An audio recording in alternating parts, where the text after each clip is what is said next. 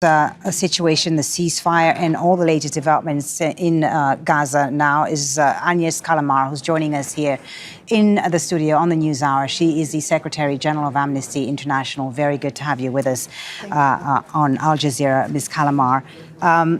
As you heard there, appalling humanitarian conditions in Gaza for the people who are returning in the north. We are in a ceasefire right now, which is holding, even if it's a fragile one. Yeah. We've had hundreds of Palestinian prisoners released in terrible physical conditions. And just in the last few hours, we've heard of a revised death toll in Gaza of over 60,000 now. What's your view on all these latest developments, especially on the death toll? Could this add to the mounting evidence of war crimes? How might this influence the case that's before the ICJ and also the lists of crimes against Israeli leaders right now?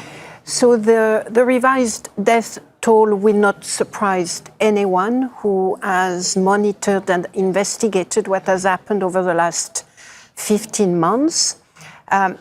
It should not impact on the case, by the way. 44,000 was already high enough a number to trigger not only an ICJ and an ICC reaction, but it should have triggered much earlier reactions from governments around the world. So I think the revised death toll will add to the urgency, will add to the severity of what has been done against the Palestinians of Gaza.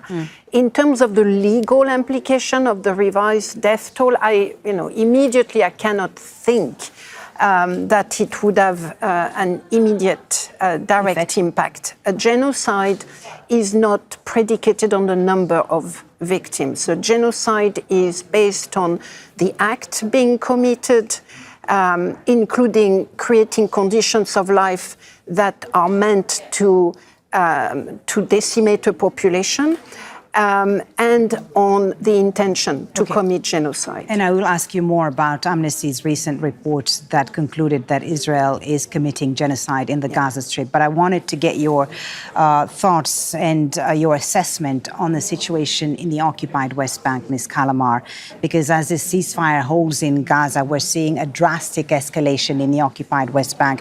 Israeli forces in the last few hours have blown up 23 buildings in Jenin. We're seeing thousands of people forcibly displaced from Jenin. And we've had these comments from the Special Rapporteur, UN Special Rapporteur, Francesca Albanese, who has described Israel's actions in the West Bank, in the occupied West Bank, as criminal, indicating that there is a clear intent for genocide, she says. What's Amnesty's assessment of the situation in the occupied West Bank? Are we going to see a repeat of what's happening in Gaza? So we have not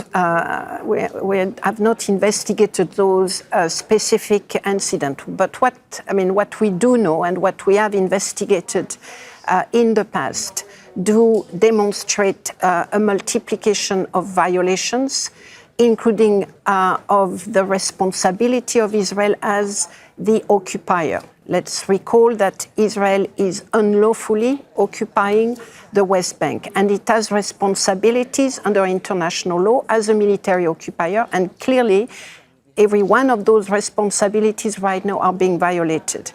Are we looking at war crimes? It will demand a number of analyses that we have not conducted. But there is absolutely no doubt that human rights violations are being committed, including the unlawful destruction of the Palestinians' property, including unlawful detention, administrative detentions, forced displacement.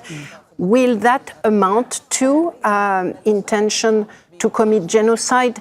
It will take much more time and effort on our part to reach that conclusion. Well, you have reached a conclusion that Israel is guilty of genocide in Gaza. Amnesty has, and your report focuses on the military policies and actions in Gaza as part of the military offensive that was launched after October the 7th, right? But as you know, there is hesitancy, Ms. Callamard, and even resistance from many countries, among many countries, especially the Europeans and the Americans, in finding genocidal intent when it comes to Israel's conduct in Gaza. So how do you deal with that? And how do we ensure there is justice, there is accountability, and full reparation for these crimes that have been committed in Gaza? Absolutely. I think we need to insist that the fact that there is a ceasefire does not mean that what has happened over the last 15 months need to be forgotten. Not at all. In fact, if you have any sense of the future, you need a reckoning for the past. So I think Amnesty's primary message is that there is the genocide has been committed and accountability must be delivered for it. Regarding the few states that refuse to acknowledge the evidence, it is clearly a position that is political. It is not a legal position. It is not an empirical position.